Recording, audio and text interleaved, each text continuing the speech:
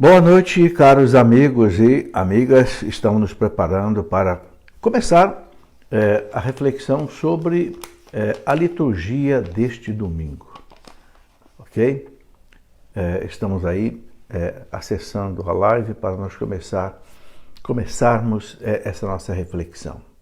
Pedindo ao Senhor que nos dê a sua graça, nos dê a sua bênção, ilumine a nossa inteligência para que a gente possa compreender o que a Santa Igreja Católica quer nos ensinar com a liturgia desse 19º domingo do tempo comum. Em nome do Pai, do Filho e do Espírito Santo. Amém. Vinde, Espírito Santo, enchei os corações dos vossos fiéis e acendei neles o fogo do vosso amor. Enviai, Senhor, o teu Santo Espírito e tudo será criado, renovareis a face da terra. Oremos, ó Deus, que instruíste os corações dos vossos fiéis, com a luz do Espírito Santo. Fazei que apreciemos retamente todas as coisas segundo o mesmo Espírito e gozemos sempre da sua consolação. Por Cristo nosso Senhor. Amém. Pedimos, Senhor, nessa noite a vossa graça, a vossa bênção, a inspiração do vosso Santo Espírito, Senhor, para compreendermos os santos mistérios da tua palavra. Eu convido a você para se colocar agora na presença de Deus. Deus é onipresente, Deus está em toda parte, Deus está aí com você. E mais do que com você, Deus está em você, porque nós somos templos da Santíssima Trindade. Então nós queremos pedir, Senhor, que o Senhor que está em nós, está entre nós e está em nós, o Senhor nos ilumine nesta noite com a luz do teu Santo Espírito. E para isso pedimos também a intercessão de Nossa Senhora. Ave Maria, cheia de graça, o Senhor é convosco. Bendita sois vós entre as mulheres, e bendito é o fruto do vosso ventre, Jesus. Santa Maria, Mãe de Deus, rogai por nós, pecadores, agora e na hora de nossa morte. Amém. Glória ao Pai, ao Filho e ao Espírito Santo, como era no princípio, agora e sempre. Amém. Em nome do Pai, do Filho e do Espírito Santo. Amém. Boa noite, meus caros amigos e amigas. Estou vendo muita gente já entrando aí na nossa conversa. Luzia, Helena, Sueli, Rosane, João Silene. Sejam bem-vindos a esta nossa conversa, né? E boa noite a todos vocês. A liturgia deste domingo tem como tema básico a fé.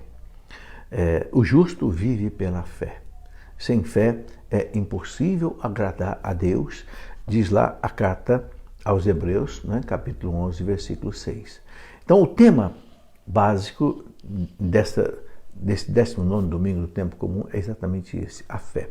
A fé, nós vivendo pela fé, nós vamos chegar até a vida eterna. A vida que Deus tem para nós, vida definitiva, vida cheia de glória, cheia de graça.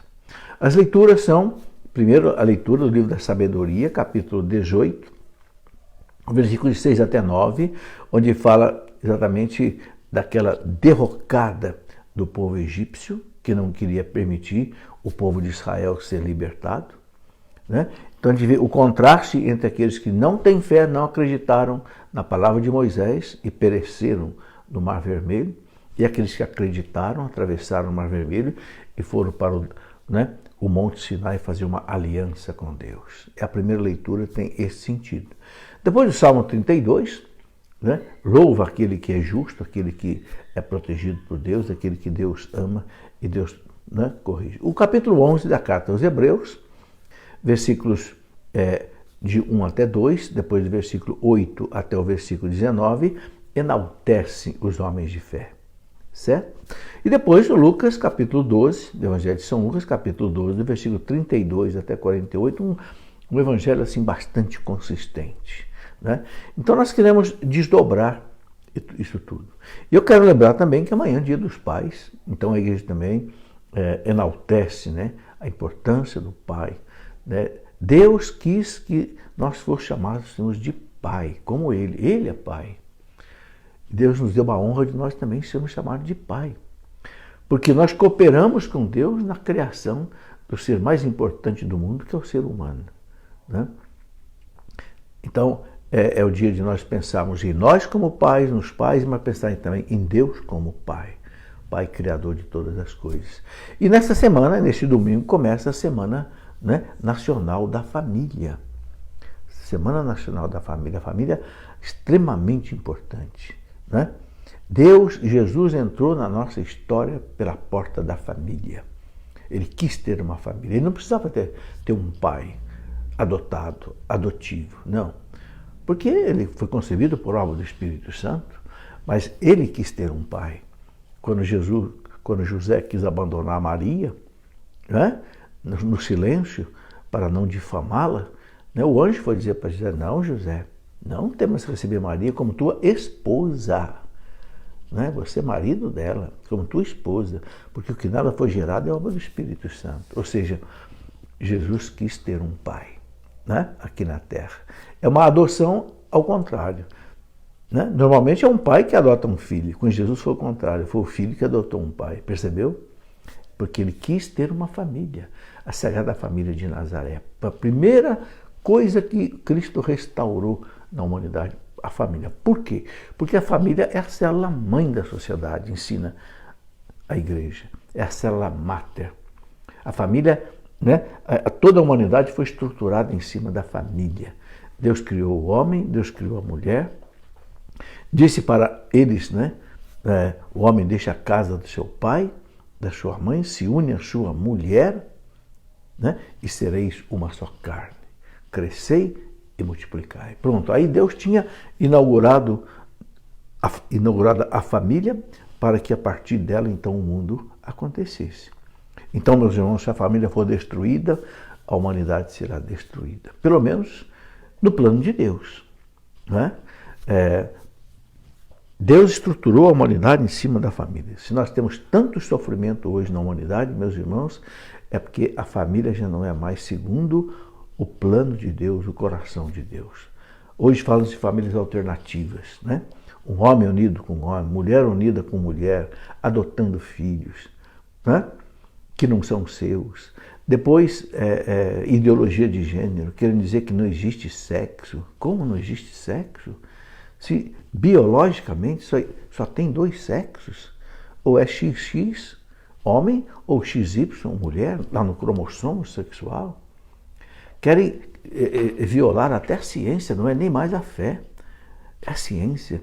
Então, João Paulo II dizia que a família está ameaçada. Né?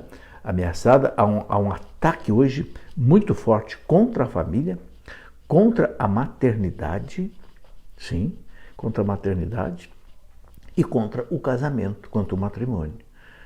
Aí se faz a desconstrução da família. Por isso que a igreja está fazendo essa Semana Nacional da Família, nós não podemos esquecer disso. Bom, mas vamos à reflexão desta liturgia dessa semana. Vou pegar aqui a primeira leitura, que é do livro da Sabedoria, capítulo 18, do versículo 6 até o versículo 9. É um texto assim meio sutil, que a gente não percebe muito bem o que ele quer dizer, mas o que ele quer mostrar aqui é exatamente aquele povo de Deus que se liberta lá do Egito, porque os egípcios não acreditaram em Deus, não tiveram fé, e o povo de Deus que teve fé se libertou. O texto diz: esta mesma noite tinha sido conhecida de antemão por nossos pais. Que noite? A noite da saída do Egito. Para que, conhecendo bem em que juramentos confiavam, ficassem cheios de coragem. Então o povo judeu acreditando, né, em Moisés, que os líderes acreditando na palavra de Deus, com coragem se libertaram naquele dia da Páscoa. Assim vosso povo esperava tanto a salvação dos justos como a perdição dos ímpios. A salvação dos justos, aqueles que tinham fé, que acreditaram em Deus. O povo judeu, que seguiu Moisés, né? E a perdição dos ímpios, dos hebreus, que não ouviram Deus, apesar de todas aquelas 10 pragas, né, que eles tinham sofrido. Foi preciso haver aquela última praga terrível, que foi a morte dos primogênitos, para libertar o povo, né, para a terra prometida. E pelo mesmo fato de terdes destruído nossos inimigos, vós nos convidastes a ser vossos e nos honrastes. Então, como Deus libertou dos inimigos, então Deus convidou o povo para ser dele, para ser uma pertença de Deus. Eu serei o seu Deus, vós sereis o meu povo. E aí Deus então dá os mandamentos, as tábuas da lei, como sinal, né, da aliança no Sinai com aquele povo.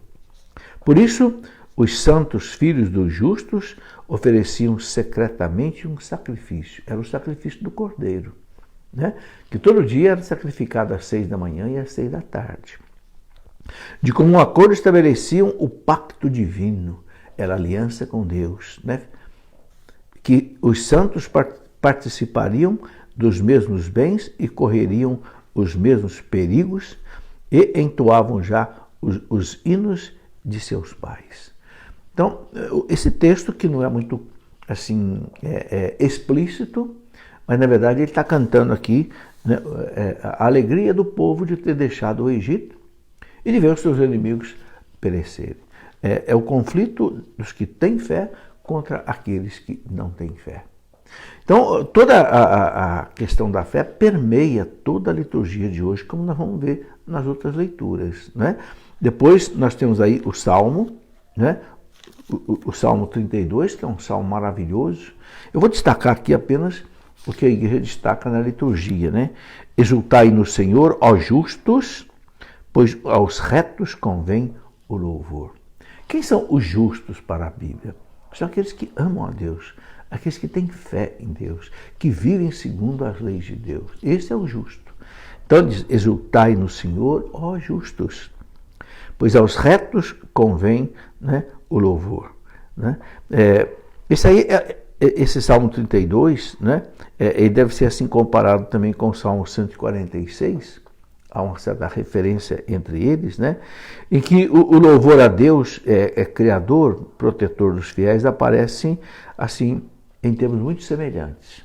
Bom, depois ele diz, né, mais para frente, acho bonito esse versículo 10, o Senhor desfaz os planos das nações pagãs, reduz a nada os projetos dos povos.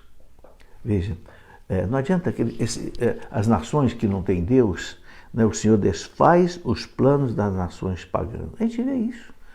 O nazismo acabou, o comunismo acabou na Rússia, o Império Romano pagão acabou, né? O Império Bizantino, né? O Império Persa, o Império Egípcio, né? Mas a igreja continua. Né? O Senhor desfaz os planos das nações pagãs, reduz a nada os projetos dos povos. Feliz a nação que tem o Senhor por seu Deus. Ai, que coisa bonita, né? É o versículo 12. Feliz a nação que tem o Senhor por seu Deus, ou seja, uma nação que tem fé. Né? E o povo que ele escolheu para a sua herança. Então, meus irmãos, nós temos que ter um Brasil de fé. Né? Nossa nação, graças a Deus, é uma nação que começou a sua história na fé. Né? Cabral chegou aqui no dia 22 de abril de 1500, já no dia 26 foi celebrada a primeira missa no Brasil. Que coisa bonita, até os índios assistiram. E recebemos o nome de Terra de Santa Cruz, Terra de Vera Cruz, Terra de Verdadeira Cruz. Depois, infelizmente, trocaram pela palavra Brasil, né? Devia ser Terra de Santa Cruz o nosso nome, né? Nascemos na fé. Feliz a nação que tem o Senhor por seu Deus. Eu tenho, sabe, essa confiança, meus irmãos, que a nossa nação nunca vai perder a fé, porque nasceu sob o símbolo da cruz, nasceu debaixo do sangue de Cristo, né? Celebrado lá na Bahia, lá em Porto Seguro, né? Até hoje, né? Essa fé está com o nosso povo, né? O Senhor olha dos céus e vê todos os filhos dos homens. Olha, é a onisciência de Deus. Do alto de sua morada, observa todos os habitantes da terra. Ele que formou o coração de cada um está atento a cada uma de suas ações. Deus nos vê, Deus nos acompanha. Não é? A coisa mais importante da nossa vida, meus irmãos, é nós vivermos conscientes de que os olhos de Deus estão sobre nós. Não para castigar, não para nos policiar, não, para nos proteger. para nos ajudar. O salmista diz aqui, olha, eis os olhos do Senhor pousados sobre os que o temem, sobre os que esperam na sua bondade, a fim de livrar-lhes a alma da morte e nutri-los no tempo da fome. Então, olha que bonito, Deus está de olho em nós o tempo todo, né? Jesus diz, nem um fio de cabelo cai das nossas cabeças sem que Deus permita. Né? Que carinho Deus tem conosco, né? Então, aquele que é justo, né? Eis os olhos do Senhor pousados sobre os que o temem, sobre os que esperam na sua bondade, a fim de livrar-lhes a alma da morte e nutri-los no tempo da fome. Está aí, meu irmão, renove a sua fé em Deus por causa dessa palavra. Deus te vê, Deus te acompanha, mesmo, não sei, nos momentos de luta que você vive, nos momentos de angústia, nos momentos de depressão, nos momentos de tristeza, né? Deus te vê, Deus está ciente do que está acontecendo com você. E ele diz aqui, né? A fim de livrar-lhes a alma da morte. A alma, muitas vezes nossa alma parece que está morta de tanta dor, de tanto sofrimento, mas Deus está nos acompanhando, né? E aí o versículo 21 diz assim, nele, pois, se alegra o nosso coração. Em seu santo nome confiamos. Em seu santo nome confiamos. Nele se alegra o nosso coração. Seja-nos manifestada, Senhor, a vossa misericórdia, como a esperamos de vós. É o salmo da fé. Né? O Salmo 32 é um salmo de fé, como o Salmo 33 também, o Salmo 31, são salmos assim recheados da fé. Fé em Deus. Deus me vê, Deus me acompanha, Deus me protege. Vamos em frente, não vamos perder, né, a nossa esperança. Depois nós temos um texto inteiro sobre a fé, um texto longo sobre a fé, que é a Carta aos Hebreus, no capítulo 11. Então, a segunda leitura, né, Hebreus, capítulo 11, versículos 1 e 2, e depois versículo de 8 até 19. É um texto longo, né? O versículo 1 e 2 define o que é a fé. É muito bonita essa expressão, né? Ele coloca dizendo assim, a fé é o fundamento da esperança. Ou seja, se você não tem fé, você não tem esperança. Você só tem esperança, né, de que vai ter um futuro bom, vai vencer, se você tiver fé. Se você não tiver fé, você não tem esperança. Porque a fé é o fundamento da esperança. É uma certeza a respeito do que não se vê. A gente não vê as coisas de Deus, né? Não. Deus está presente em toda parte, mas nós não vemos Deus. Mas o vemos com os olhos da fé, né? Quando você vê, por exemplo, toda a natureza, né? A beleza da natureza, não sei se você já pensou nisso, né? A infinidade de seres que existe, desde da microscópica ameba até nós, passando aí por todos os, né, animaizinhos, todos os vegetais, todos os animais, todos os homens. São milhares de espécies, né? E cada uma das espécies tem a sua natureza própria, né? Coisa impressionante, como é que o animal se reproduz, como é que o passarinho faz o seu ninho, como é que ele choca os ovos, como é que desse ovo nasce um pintinho, um filhotinho. Veja a grandeza de Deus. A fé faz com que com os olhos da fé você enxergue Deus em tudo isso. A natureza é um espelho que reflete o rosto de Deus. Quem não encontrar Deus, meus irmãos, nessa reflexão na natureza? Quem não enxergar o rosto de Deus numa flor que desabrocha? Nessa maravilha encantadora das flores, né? Nessa maravilha encantadora dos animais, dos pássaros, dos peixes, né? Das crianças, dos homens. Quem não enxergar Deus atrás de tudo isso, nunca vai ver Deus na eternidade. Deus está mostrando o seu rosto para nós, né? A carta diz aqui, a fé é uma certeza a respeito do que não se vê, né? É o fundamento da esperança, né? É a segurança de conseguir o que se espera, né? É a demonstração, né, das coisas invisíveis. Por isso que ele vai dizer aqui no versículo 6, Sem fé é impossível agradar a Deus. O justo vive pela fé. Está lá na carta aos Romanos, capítulo 1, versículo 17. E ele continua, né? Foi ela que fez a glória dos nossos antepassados. É a fé que fez a glória de Abraão, de Isaac, de Jacó, né? De Moisés, dos profetas, da Virgem Maria, de todos os santos, né? Pela fé, foi ela que fez a glória dos nossos antepassados. Pela fé reconhecemos que o mundo foi formado pela palavra de Deus e que as coisas visíveis se originaram do invisível. Tudo que é visível surgiu do invisível, da palavra de Deus. Né? Deus disse, faça-se a luz. Fiat lux, faça-se a luz. E a luz foi feita. É o Big Bang. O que é o Big Bang? O Big Bang, há 3,7 bilhões de anos atrás, meus irmãos, foi um feixe de luz, né? Energia pura, luz pura, que com o passar do tempo, né? Segundo a equação do Einstein, quando a energia se transforma em matéria, né? Os seres foram surgindo. Que coisa maravilhosa, né?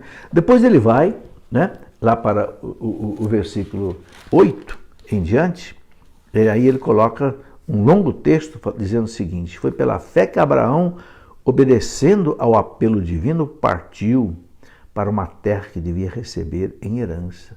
Abraão que sai lá da Mesopotâmia, lá da cidade de Ur, na Caldeia, e Deus o chama para a terra prometida. E Abraão percebe que era Deus que estava chamando, então pela fé Abraão vai. Uma terra desconhecida, né? E partiu não sabendo para onde ia. Mas Abraão foi, movido pela fé.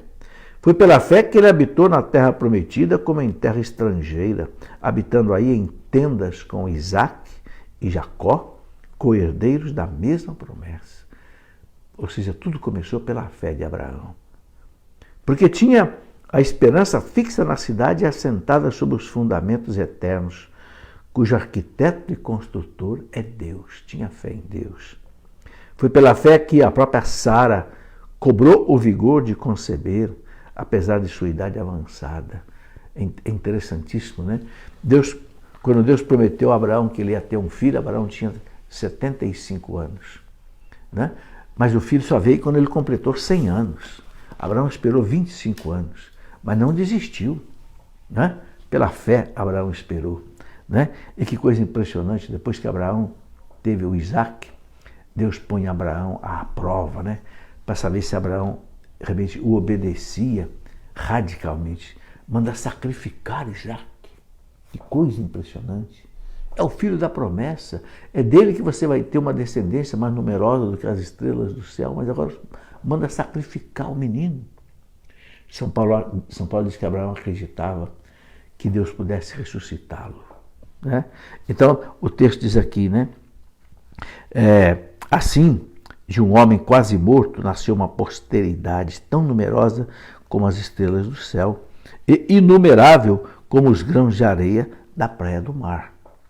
Foi na fé que todos nossos pais morreram, embora sem atingir o que lhes tinha sido prometido, ou seja, ver Jesus, ver o Messias, mas caminharam na fé, né? Confessando que eram só estrangeiros e peregrinos sobre a terra, confiando, né, na vida eterna. Dizendo isto, declaravam que buscavam uma pátria, e se referissem àquela de onde saíram, ocasião teria de tornar a ela. Ou seja, aqui a carta vai mostrando que todos esses homens que Deus usou para que, né, o povo chegasse até o Messias, agiram pela fé. Né? Foi pela sua fé que Abraão, submetido à prova, imolar Isaac, né? Ofereceu Isaac, seu único filho, depois de ter recebido a promessa e ouvido as palavras: uma posteridade com teu nome te será dada em Isaac. Veja, a posteridade vai dar para Isaac. Agora o Senhor manda sacrificar Isaac. Estava ciente de que Deus é poderoso até para ressuscitar alguém dentre os mortos. Assim ele conseguiu que seu filho lhe fosse devolvido. E isto é um ensinamento para nós. Meus irmãos, eu nunca vi uma fé tão grande como a de Abraão. A igreja coloca para nós dois exemplos, os dois maiores exemplos de fé. Abraão e a Virgem Maria. Abraão no Antigo Testamento e a Virgem Maria no Novo Testamento. Né?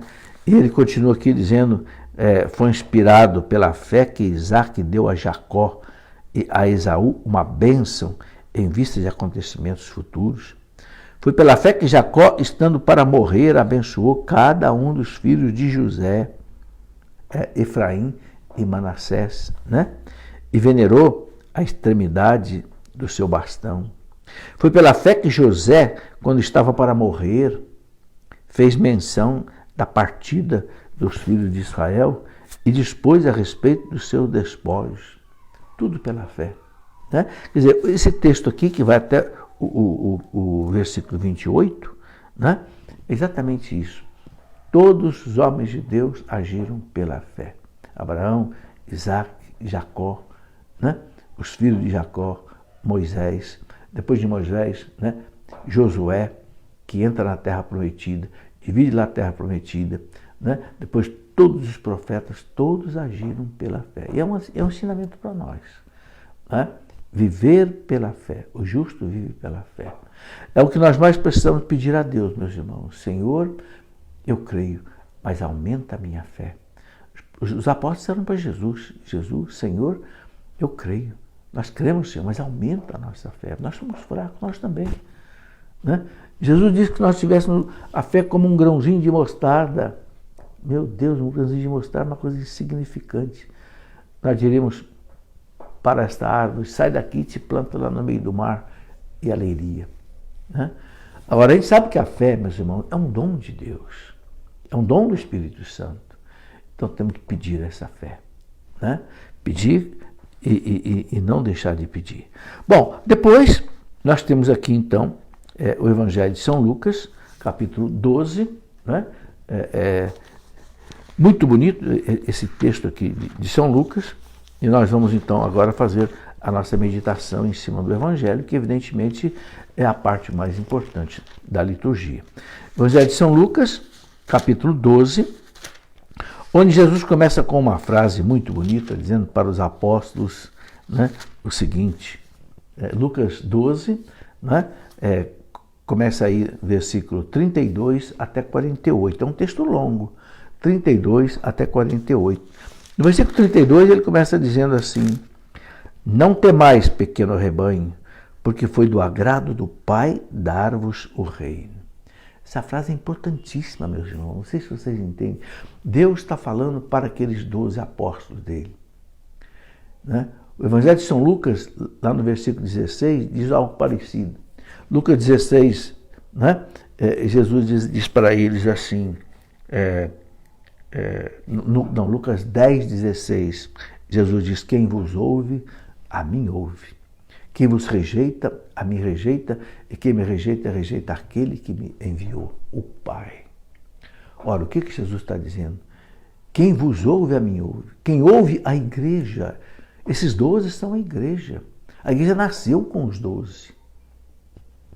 São os nossos bispos hoje, sucessores dos apóstolos. Quem vos ouve, a mim ouve. Quem vos rejeita, a mim rejeita, e quem me rejeita, rejeita o Pai. Ou seja, o Pai me enviou, eu envio a igreja. Essa é a lógica da salvação. O Pai envia o Filho envia a igreja. Quem não ouve a igreja, não ouve o Filho, não ouve o Pai. Entendeu? E aí Jesus diz para eles, não temas, pequeno rebanho, porque foi do agrado do Pai dar-vos o reino. O que Jesus veio fazer aqui na terra, meus irmãos? Jesus veio implantar o reino de Deus. Quando nós rezamos o terço, né, os mistérios luminosos, a terceira dezena, o terceiro mistério é esse, a inauguração do reino de Deus. O reino de Deus está próximo. Crede no Evangelho. Façam penitência. Chegou o reino de Deus. Só que esse reino, Jesus entregou na mão dos apóstolos da igreja. Não temas, pequeno rebanho. Vocês são pequenos, vocês são fracos, vocês vão ser perseguidos. Mas o Pai foi do agrado do Pai dar-vos o reino. E tem uma outra passagem semelhante a essa, que eu gosto também, que é no capítulo 22 de São Lucas, versículo 29, Lucas 22, 29, eu quero ler aqui para você, né? Onde Jesus diz assim, né? Eu, pois, disponho do reino a vosso favor, assim como meu Pai o dispôs a meu favor. Veja, outra citação. Uma é lá no Lucas 12, outra aqui no Lucas 22. Eu disponho do reino a vosso favor, assim como meu Pai o dispôs a meu favor. Ou seja, o Pai dispôs o reino para Jesus, Jesus dispôs o reino à igreja. Ok? Não há dúvida sobre isso. Por isso que a igreja é, o Concílio Vaticano II fala, o germe do reino de Deus, a semente do reino de Deus. Sem a igreja não existe reino de Deus. Está aqui comprovado. Mas continuando aqui a leitura, né? Jesus diz para eles em seguida, né? Vendei o que possuís e dai esmolas, fazei para vós bolsas que não se gastam, um tesouro inesgotável nos céus, aonde não chega o ladrão e a traça não o destrói. Pois onde estiver o vosso tesouro, aí estará também o vosso coração. Por que Jesus exige dos discípulos dele, esses 12, que eles vendam tudo, dê para os pobres? Né? Porque Jesus quer que eles tenham a vida focada em Jesus. É a vida dos religiosos, né? Que fazem esse voto de pobreza, né? De obediência e de castidade. E aí essa frase que Jesus usa, né? Onde estiver o vosso tesouro, aí estará também o vosso coração. Então Deus quer que o tesouro do seu discípulo seja Deus. Onde está o tesouro, aí está o coração. Deus quer que o coração do seu discípulo esteja em Deus. Não esteja na riqueza, não esteja no prazer, não esteja na fama, não esteja na glória. Os deuses desse mundo, né? Satanás faz tudo para tirar os nossos olhos de Deus, tirar o nosso coração de Deus, ou Deus do nosso coração, para colocar os 3 deuses falsos, né? A riqueza, o prazer e o poder. A nossa luta exatamente é essa. Claro que nós precisamos, né? Nós também leigos, nós também precisamos do mínimo necessário para viver. Mas o que Deus não quer é que o nosso tesouro seja a riqueza. Nosso tesouro, o fim da nossa vida, seja o prazer, o fim da nossa vida seja o sucesso, a glória, o aplauso. Não, não. A nossa meta é Deus. O tesouro tem que ser Deus, aí o coração vai estar em Deus. E Jesus fala também, a boca fala daquilo que está cheio o coração. Esse é um teste. Quando você começa a conversar com uma pessoa, a pessoa só fala em dinheiro, é porque o tesouro dela é dinheiro, o coração dela está no dinheiro, a boca só fala de dinheiro. Quando você conversa com a pessoa só fala de sucesso, de plano, de aí está o coração dela. Mas quando você conversa com a pessoa começa a falar das coisas de Deus, das coisas espirituais, da preocupação com a salvação das pessoas, a preocupação com o país ser um país de Deus. Então você percebe que o coração da pessoa está em Deus. Então Jesus coloca isso bem claro, né? Onde estiver o teu tesouro, aí estará o teu coração. E depois ele fala da necessidade da vigilância, né? Claro, para a gente manter o coração em Deus, tem que ser vigilante. Porque o demônio ele vive tentando a gente, com a riqueza, com o prazer, com o poder, né? A gente cai na soberba, no orgulho, na vaidade, no exibicionismo, não é verdade? No amor próprio.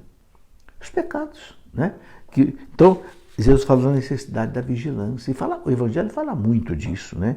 Estejam cingidos os vossos rins e acesas as vossas lâmpadas. O que quer dizer isso? O que significa para o judeu ter cingidos os vossos rins? É o seguinte, os judeus usavam aquelas roupas compridas, então quando eles iam trabalhar, eles prendiam aquelas roupas na cintura para poder, e arregaçavam as mangas para poder trabalhar. Esse é o sentido. Então Jesus está dizendo o seguinte, ficar esperto, trabalhar pela salvação, para fazer o bem, né? E lâmpadas acesas. A gente lembra aquela parábola das virgens prudentes e imprudentes, né? Manter a lâmpada acesa, quer dizer, cuidado com a escuridão. Não deixa a lâmpada apagar, porque quando a lâmpada apaga fica tudo escuro. E no escuro você sabe como é que a coisa é perigosa, né? Sede semelhantes a homens que esperam o seu Senhor ao voltar de uma festa, para que quando vier e bater a porta, logo lhe abram. É a vigilância, né? O servo está ali, o Senhor vai chegar, não sabe a hora que o Senhor vai chegar, então dorme com um olho só, deixa o outro olho aberto, né? Uma vez lá na Terra Santa em Israel, uma guia judia falou para mim, né? Aqui em Israel a gente dorme com um olho só, o outro olho aberto. E é verdade mesmo, sabe? Os soldados israelenses, homens e mulheres, servem no exército por 3 anos, eles dormem com a arma do lado. Não tira a arma para nada, nem para ir na sinagoga, nem para ir no supermercado, nem na universidade, não tira o fuzil. Por quê? Porque ela me disse, porque aqui nós somos 5 milhões de judeus cercados por mais de 200 milhões de árabes muçulmanos que querem nos devorar. Então então, se aqui na Terra existe essa vigilância armada, na vida espiritual também existe, né? Então Jesus fala, fica alerta, porque a gente não sabe qual é o momento que o inimigo pode atacar. Então ficar sempre alerta. E qual é o sinal dessa alerta para nós? 2 coisas importantes. A fé em Deus e a oração. A pessoa que reza sempre, né, é uma pessoa que vigia. Por isso que a igreja recomenda, né, é obrigatório para o clero e recomenda para os leigos, por exemplo, a oração das horas, né, a liturgia das horas, de 3 em 3 horas. Eu sempre gosto de rezar. E hoje, inclusive, é fácil, porque até no celular, né, quem tem um aplicativo aí, e liturgia, ou então outros, você pode baixar aí, né, e rezar as laudes às 6 horas, depois a prima às 9 horas, né, depois tem aí meio-dia, né, depois 3 da tarde, Noa, 6 da tarde, as vésperas, 9 da noite, as completas. Então, um jeito da gente vigiar é estar sempre em oração. São Paulo fala vigiai e orai. Jesus fala vigiai e orai. Porque o espírito é forte, mas a carne é fraca. E o demônio sabe que a nossa carne é fraca. E ele sabe qual é o ponto fraco que eu tenho e que você tem. E ele vai no ponto fraco seu. Mas quando a gente está em Deus, pela oração, a gente fica forte. Vigiai e orai. Então, a perseverança precisa disso. A vigilância e a oração. E a fé. A fé que remove montanhas. São João que diz, né? Esta vitória que vence o mundo, a nossa fé. É a vitória que vence o mundo, a nossa fé. Repelir na fé toda tentação, todo mal. Bem, e aí então Jesus continua falando aqui dessa necessidade da vigilância, né? Ele coloca, bem-aventurados os servos a quem o Senhor achar vigiando, né? Rezando, né? Rezando sempre, orai sem cessar, diz São Paulo. Orai sem cessar. Em verdade vos digo, cingir-se-á, ou seja, o patrão, né? Ele vai cingir, ou seja, ele vai prender as vestes, né, na cintura, né? Sentar à mesa e servi-los-á. Deus vai nos servir. Que bonito, né? Se a gente viver aqui na vigilância e abrir a porta para ele logo que ele chegar, sem saber que hora que é que ele vai chegar, né? Se vier na segunda ou se vier na terceira vigília e os achar vigilantes, felizes daqueles servos. Deus não mostrou para nós, meus irmãos, qual é o dia que ele vai nos chamar. É o dia da nossa morte. E se ele não mostra, é porque não é bom que a gente saiba, né? Mas ele quer também, ele não conta para nós o dia da morte, porque ele quer que a gente fique vivendo o tempo todo na vigilância. não é? Alguns santos souberam o dia da morte, mas os santos, a vigilância deles era total, né? Sabei, porém, isto, se o Senhor soubesse a que hora viria o ladrão, vigiaria sem dúvida e não deixaria forçar a sua casa. Estai, pois, preparados, porque a hora em que não pensais, virá o Filho do Homem. Né? E virá o quê? Na hora da nossa morte. Né? Deus não contou para ninguém, né? Quando é que vai ser o juízo final, quando Cristo vai voltar. O Cristo disse que nem ele sabia. Não é que ele não sabia, não cabia a ele na missão de Messias dele revelar isso como um homem. Claro que como Deus ele sabia. Não é? Disse-lhe Pedro, Senhor, propões esta parábola só a nós ou a todos? E Jesus confirma, para todos. Não é só para vocês, não. O Senhor replicou, qual é o administrador sábio e fiel que o Senhor estabelecerá sobre os seus operários para lhes dar a seu tempo a sua medida de trigo? O que quer dizer isso daqui? Quem é esse administrador fiel, sábio, que o Senhor estabelecerá sobre os seus operários para lhe dar a seu tempo a sua medida de trigo? É a missão de cada um de nós nessa vida, meus irmãos. Cada um de nós nessa vida é administrador das coisas de Deus. Administrador das coisas visíveis e das coisas invisíveis.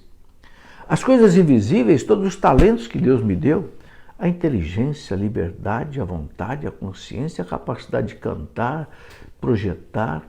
Sabe quantos talentos Deus nos deu?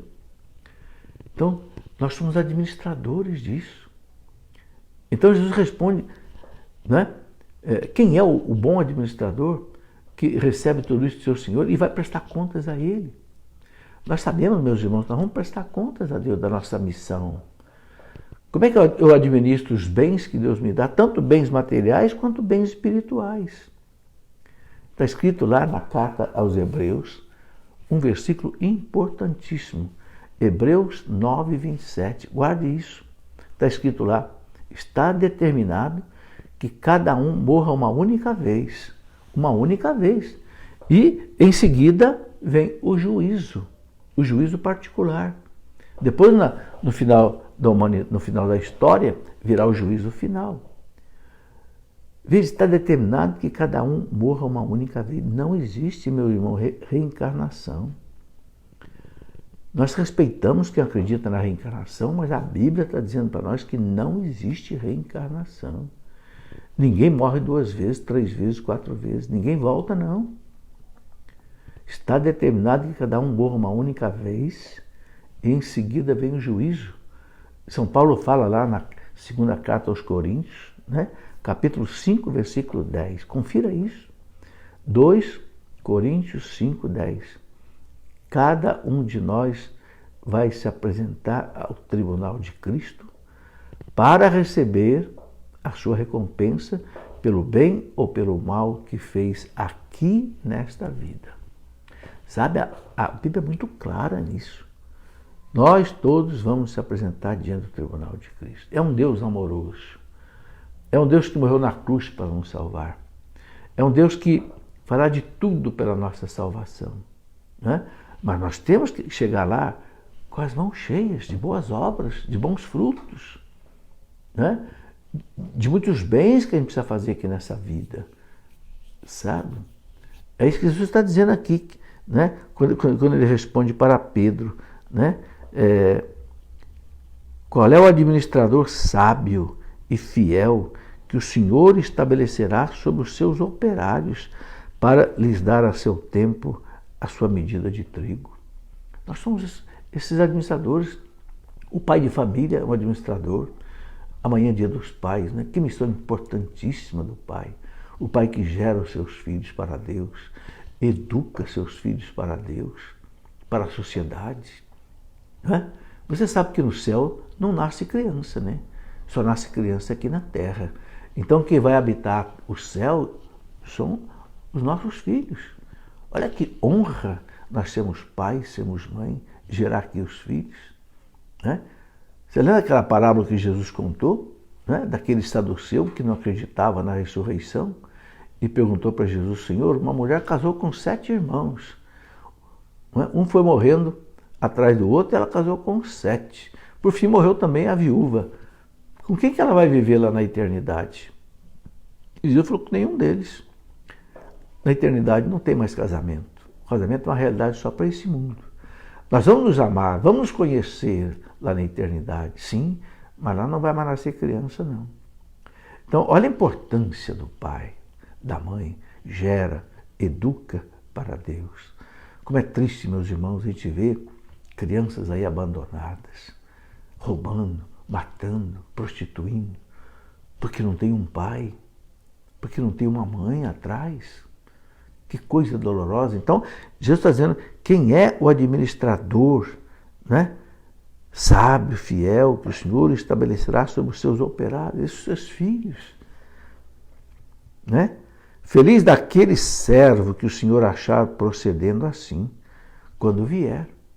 Né? Cuidando, cumprindo a sua missão de pai, cumprindo a sua missão de mãe, cumprindo a sua missão de padre, cumprindo a sua missão de freira, quem sabe num Carmelo aí, né? Isolada na clausura, rezando, né? Cumprindo a vontade de Deus. Em verdade vos digo, confiar-lhe-á todos os seus bens. Olha o que ele está dizendo, né? Deus vai confiar todos os seus bens a nós, se nós vivermos assim a nossa missão aqui na Terra, e cada um de nós tem uma missão, meus irmãos, não tenha dúvida.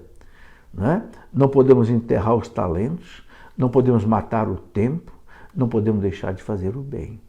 Né? Dom Bosco dizia, Deus nos colocou neste mundo para os outros. Né? Os filhos, a esposa, o marido, os amigos, os empregados, né? Deus nos colocou neste mundo para os outros. Mas se o tal administrador imaginar consigo, meu senhor tardará a vir, e começar a espancar os servos e as servas, a comer, a beber e a embriagar-se, o senhor daquele servo virá no dia em que não o esperar e na hora em que ele não pensar, e o despedirá e o mandará ao destino dos infiéis. Aquele que não for fiel a Deus, aquele que não cumprir sua missão, né? Jogar fora a sua vida, enterrar seus talentos. Sabe, isso é para todos nós. Sabe, meus irmãos, Deus confia em nós. Deus nos deu os talentos. Então Deus quer que a gente faça multiplicar esses talentos, não para o nosso egoísmo, para o nosso desfrute egoísta, não, mas para os outros. Para fazer bem para o outro. Por que você precisa conhecer a palavra de Deus? Não é só para você, é também para os outros. Estudar, né? A teologia não é só para você, é para os outros. Para você ter condição de ensinar os outros. A gente serve a igreja de 3 maneiras, meus irmãos. A gente serve ao reino de Deus de 3 maneiras. Sabe como? Trabalhando pelo reino de Deus, rezando pelo reino de Deus e sofrendo pelo reino de Deus. Eu já contei aqui a história daquele cardeal da Tchecoslováquia, antiga Tchecoslováquia, né, que depois da queda do comunismo se dividiu em Sérvia e Herzegovina. Mas na antiga Tchecoslováquia havia um cardeal chamado Franciszek Tomaszek, que foi preso pelos comunistas mais de 20 anos. Quando ele foi solto, um repórter perguntou a ele, cardeal, o senhor não se sentiu arrasado? O senhor é um príncipe da igreja, preso 20 anos, sem poder trabalhar pela igreja? O cardeal respondeu para ele, meu filho, quem trabalha pela igreja faz muito. Quem reza faz mais ainda. Mas quem sofre faz tudo. Eu não pude trabalhar, mas eu pude rezar, eu pude sofrer pela igreja.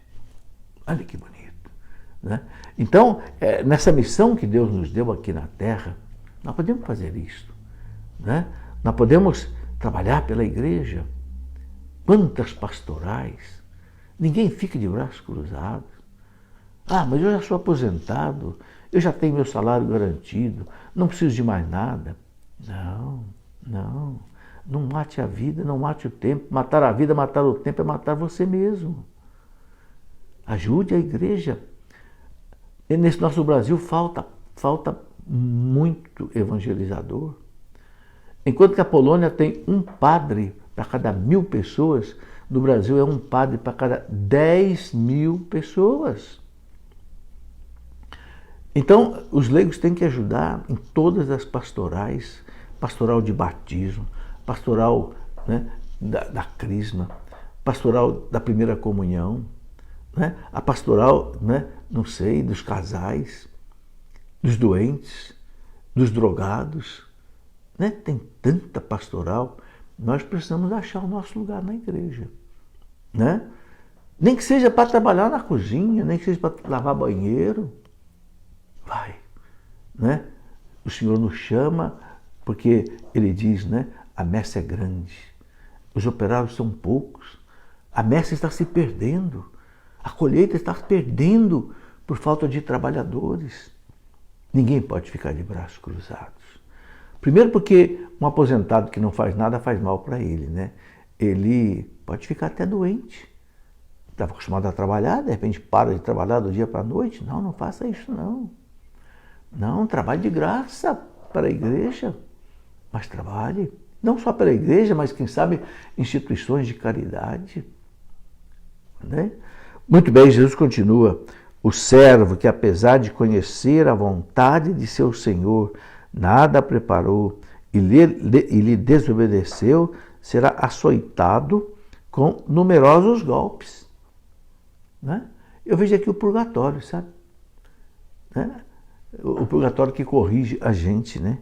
Mas aquele que, ignorando a vontade de seu Senhor, fizer coisas repreensíveis, será açoitado com poucos golpes. Eu vejo aqui o purgatório claríssimo, né? Não vão ser corrigidos. Né? O Catecismo da Igreja fala lá no parágrafo 1030, aqueles que morrem na amizade de Deus, mas não estão perfeitamente santificados, purificados, passam por uma purificação. É esses açoites aqui. Né? Quem é mais culpado vai receber mais açoites. Quem é menos culpado vai receber menos. Esses açoites é figurativo. Figurativo. No purgatório não tem fogo. Porque fogo não queima a alma. A alma é espiritual. Fogo queima papel, madeira, lenha. Fogo não queima a alma.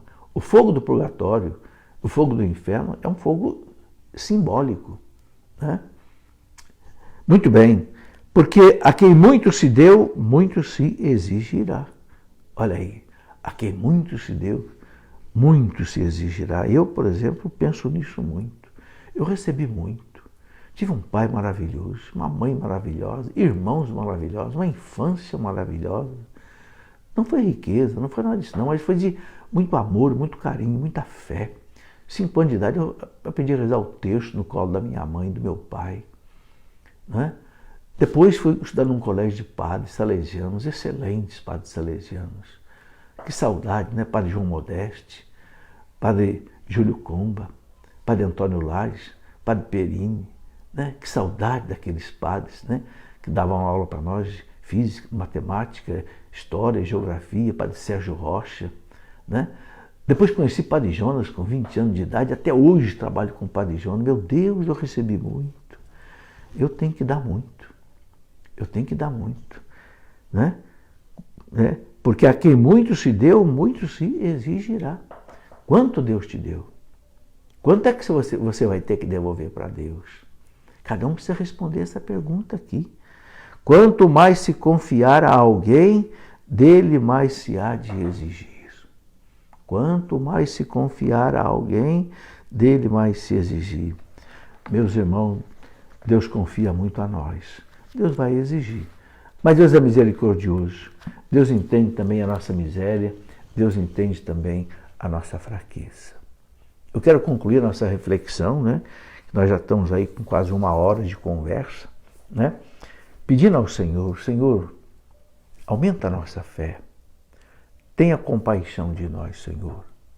Arranca cada um de nós, Senhor, da preguiça. Arranca cada um de nós, Senhor, da soberba, da busca de prazeres, né, sem sentido, da busca, né, não sei, da glória, da vanglória. Aumenta, Senhor, em nós a fé. Dá-nos, Senhor, a graça de nós nos engajarmos no serviço da igreja, em alguma atividade, né? Nós queremos dizer, Senhor, nesta noite, eis-me aqui, Senhor, como disse o profeta Ezequiel, né? O profeta Isaías, eis-me aqui, Senhor, envia-me, né? Ajuda-nos, Senhor, a compreender, né, a beleza que é vos servir, vos amar. Porque o Senhor é Deus, o Senhor é maravilhoso, o Senhor né, nos concede tantas coisas maravilhosas, a vida, o ser, o existir, que nós possamos tê-lo, Senhor, em primeiro lugar. E que nós possamos viver essa vigilância que o Senhor pede para nós, vigiar e orar. Porque o espírito é forte, mas a carne é fraca. Dá-nos vigiar sempre, Senhor, em oração contínua, em vigilância, tirando os nossos olhos, nossos ouvidos, também a nossa boca, as nossas mãos, de tudo aquilo que é tentação. Que nada entre na nossa alma, Senhor, que possa fazer mal a ela. Que nós possamos, Senhor, com a Tua graça, e sobretudo com a intercessão da Virgem Maria, intercessão de São José, intercessão do nosso anjo da guarda, possamos estar, Senhor, sempre protegido contra todas as ciladas do demônio.